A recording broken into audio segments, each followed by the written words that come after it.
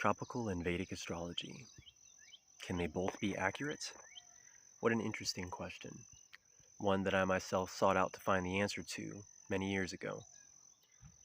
And as many of you know, I started off this channel as a tropical astrologer. And I enjoyed it. Gave a lot of readings. And none of the readings that I gave resulted in, the person coming back and telling me that what I was saying was inaccurate.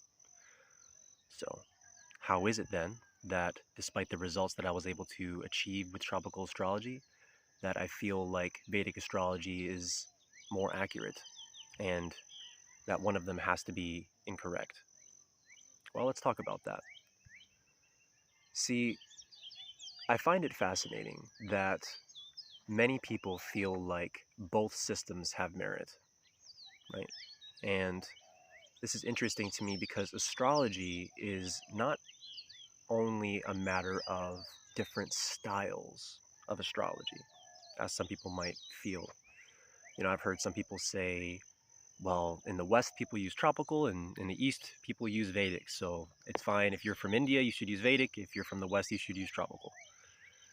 But the differences between these systems is far more fundamental.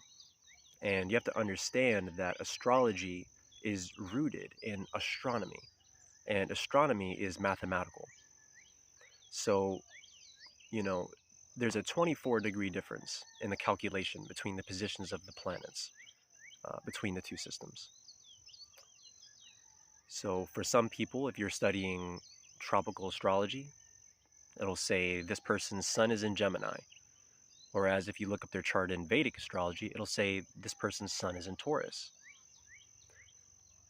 That to me always indicated something that's far more fundamental than a difference in style or perspective. We are talking about measuring the positions of the planets in the sky. And it seemed reasonable to me years ago that the sun and the other planets would have to be in one position or the other from our vantage point here on the Earth.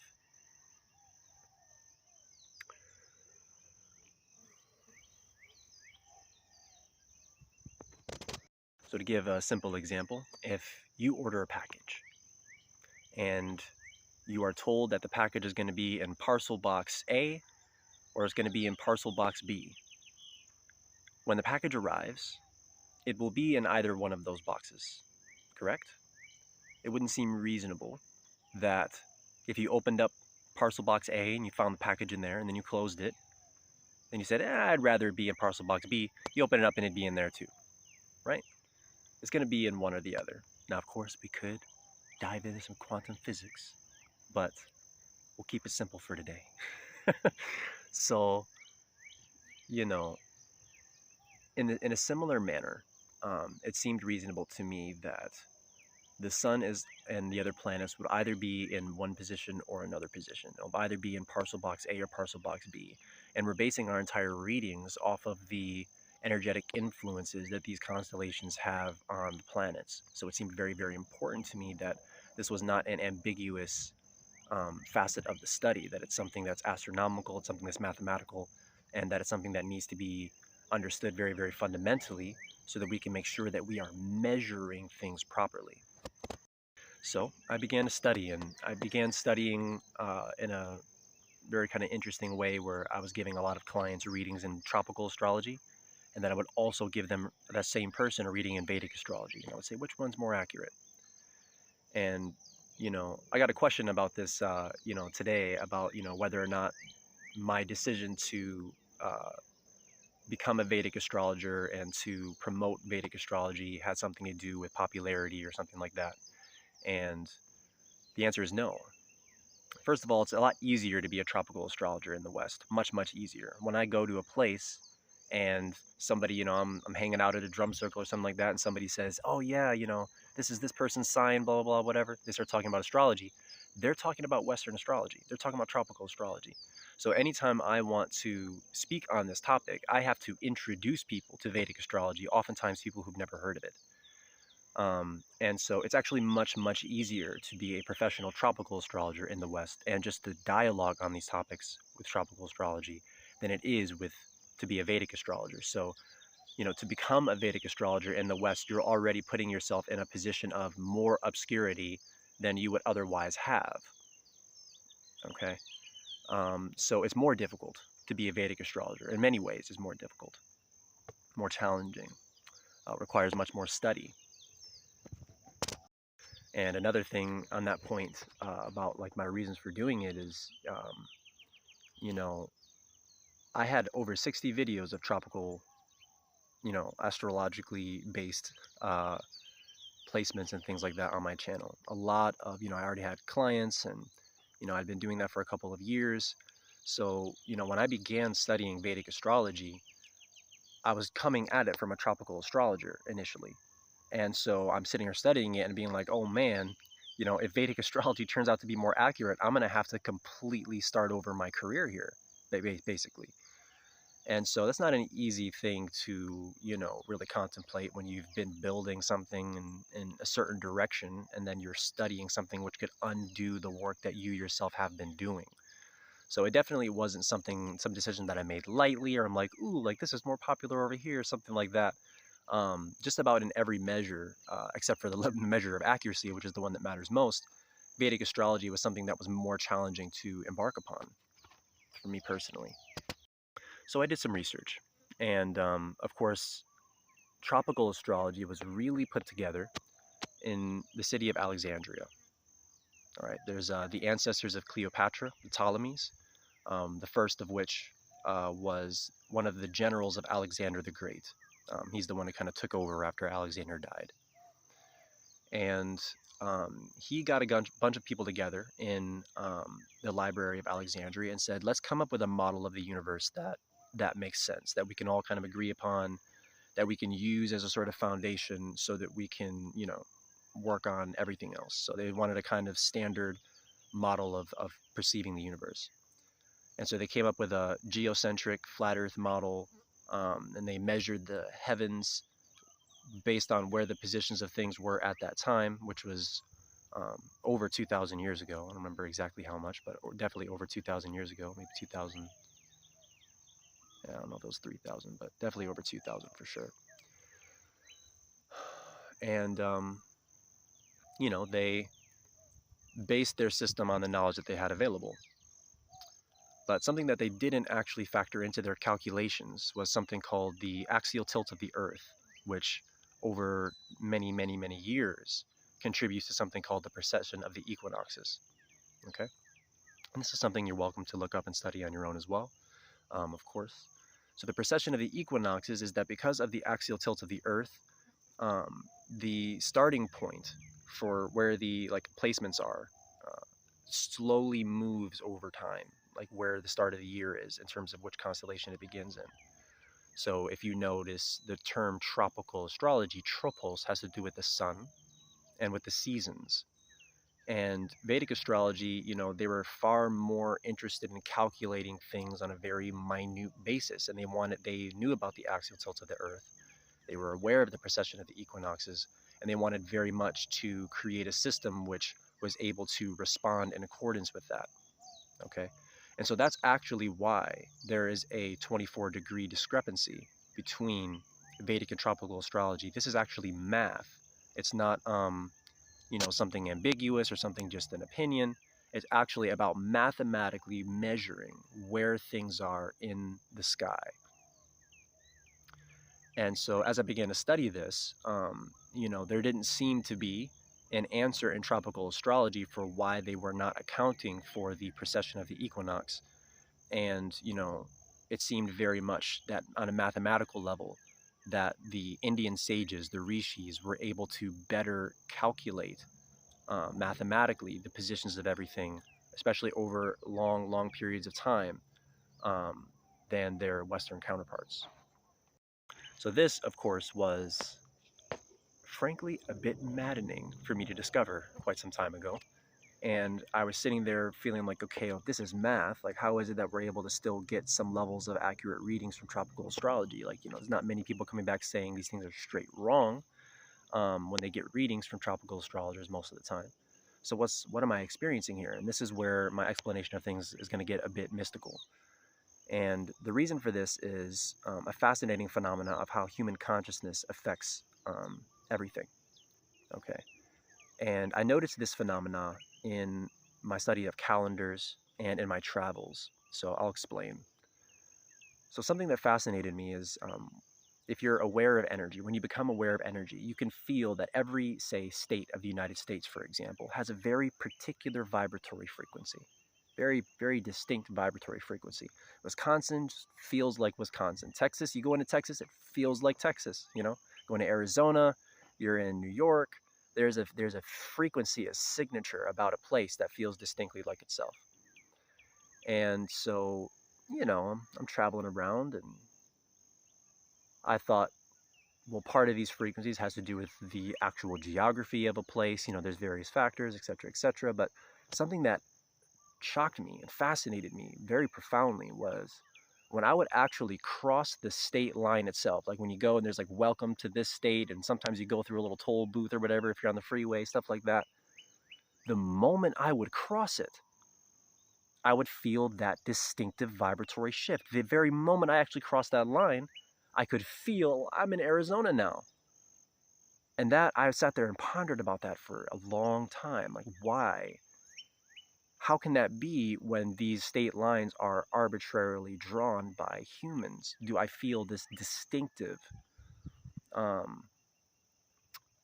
vibratory shift as I move through that actual line? Like maybe I'd expected it to be gradual. You know, I go in, you know, feels a little bit like, you know, one state on this side, a little bit like one state, you know, the other state on the other side, and gradually it just kind of goes into a distinctive vibration, but it was immediate. And another place where I found this phenomena was in my study of calendars and realizing that the beginning of the year actually begins in the spring equinox, during the spring equinox, not during January. And this is actually a really long conversation, which again deserves its own video about like the days and then the weeks and then the months and how all the calendars are all these, you know, reflections, fractal reflections of a specific type of energetic cycle, the transmutation of lead to gold, stuff like that. But essentially what you get with starting the year off in January is like beginning the day at a little past midnight. Like most people, you know, and it's like that's actually what they do in terms of the clocks, where, you know, it goes to 12 a.m. and then you say it's the next day in the middle of the night. That's a very weird way of doing things, okay? Like why they're saying energetically that the beginning of the new day starts in the middle of the night. Okay, that actually has a huge effect on human consciousness, which is not positive.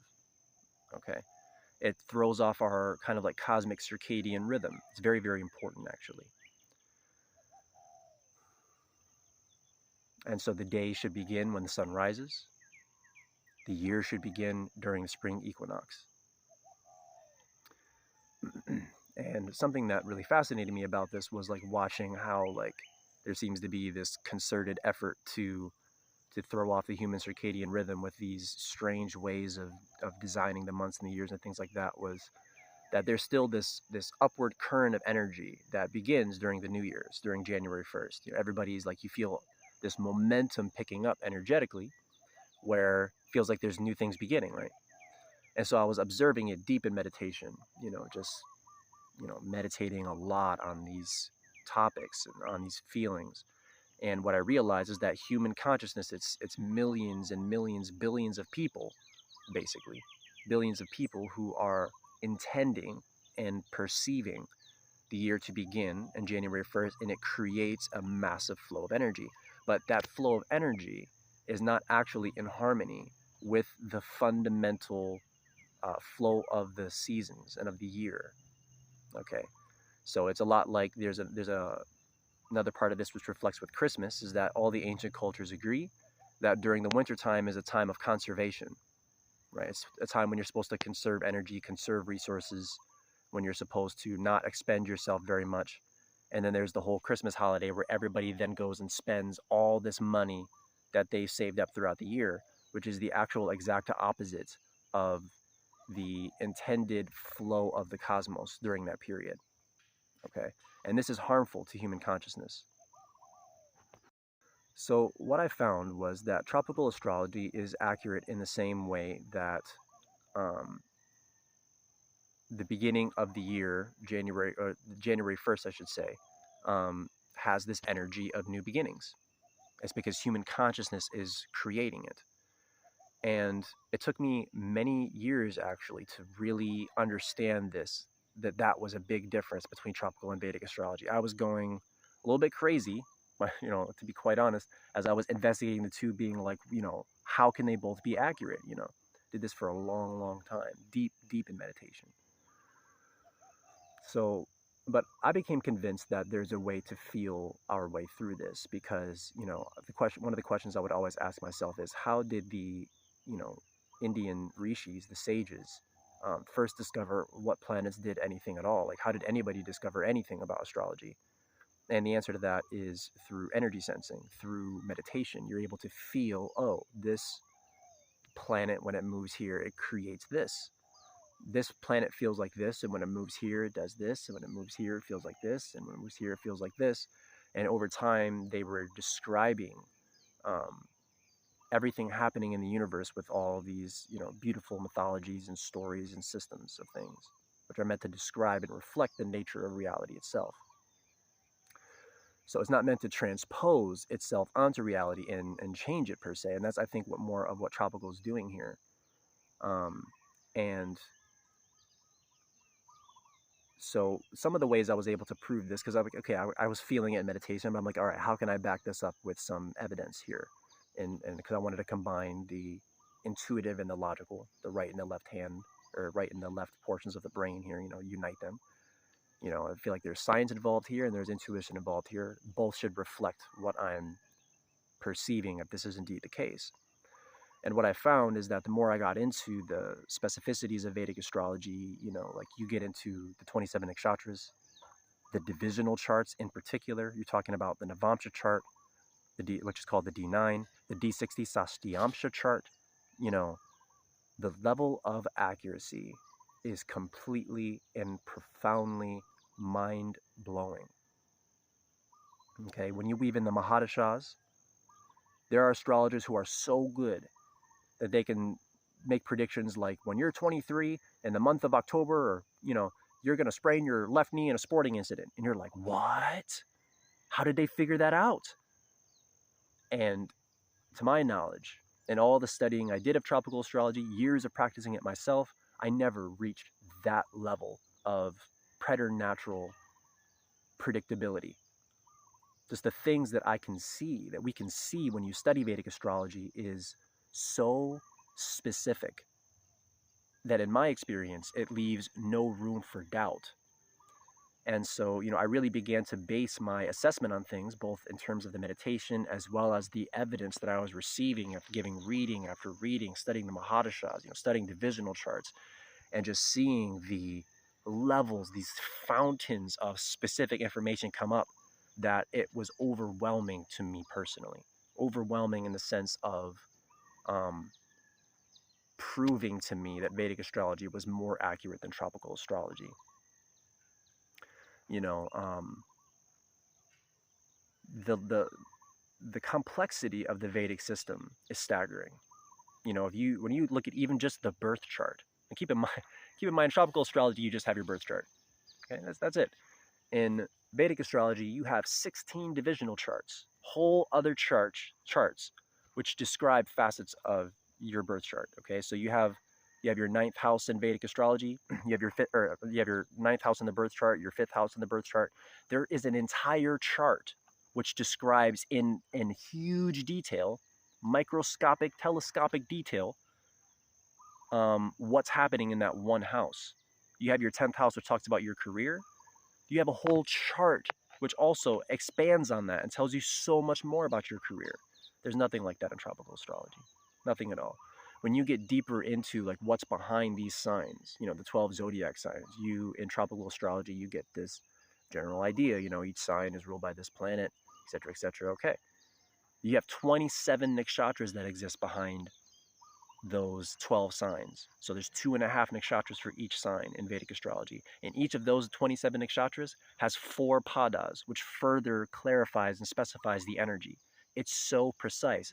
And this isn't just arbitrary stuff. It's like you can back this with evidence. Like, please go look at charts. You know what I mean? Just like that's what really teaches you about astrology. And what I found is like I like to go deep. Okay, those of you who watch my channel really know that it's really about fundamental knowledge. It's about the essence of pure knowledge. How deep can we go to the fundamental natures of existence?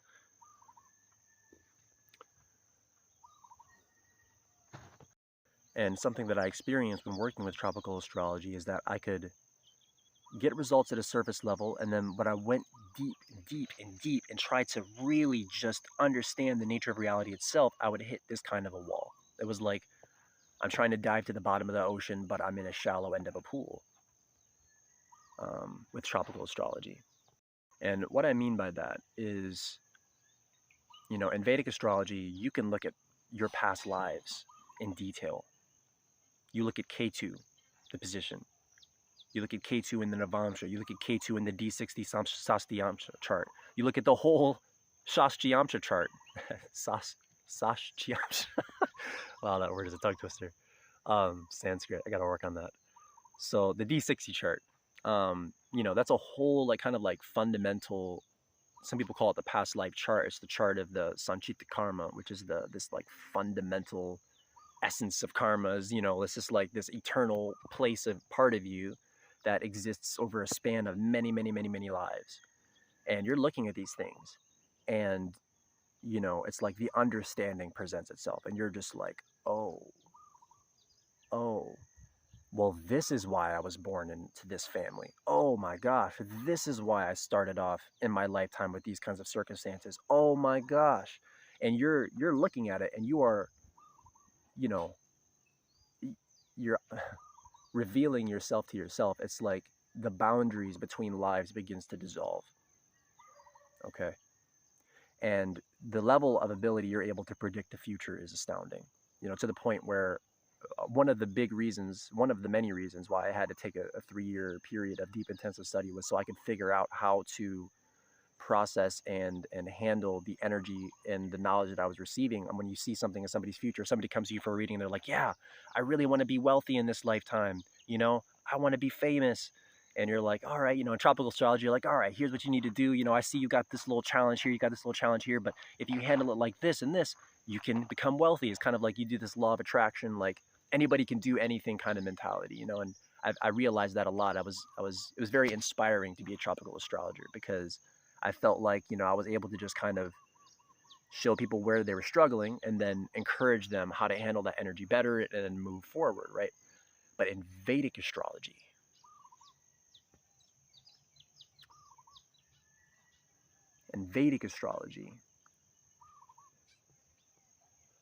things are different.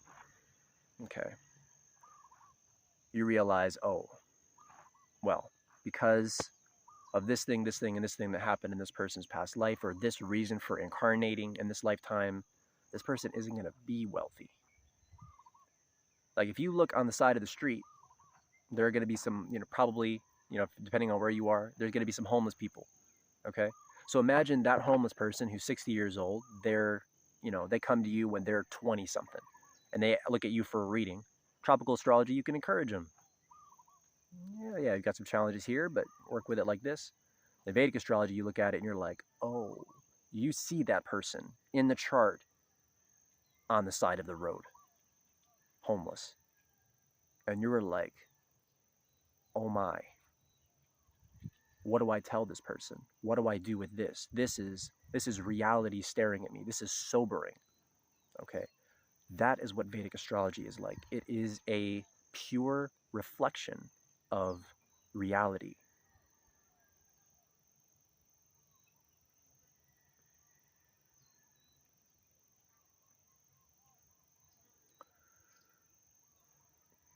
So there are more points I can bring up about specific reasons, you know, and maybe I'll make a part 2 to this video at some point, but I feel like this is already 24 minutes long here, so I figure I'll wrap it up here for today.